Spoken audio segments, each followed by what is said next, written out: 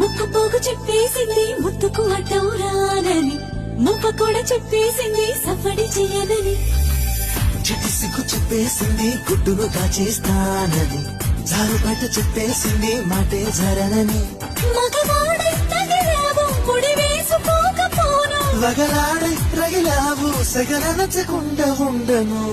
నీళ్ళు నీళ్ళు నీళ్ళు బంగారంగాను నాళ్ళ వల్లకొండ నీ ఒళ్ళో బందీనవుతాను. నీ ఒళ్ళో ఉల్లాసం కాను, నా గవ్వల దండ కవిలో వందేళ్ళుంటాను. చిలకను నేను చెరుకు నువ్వు కొరికిన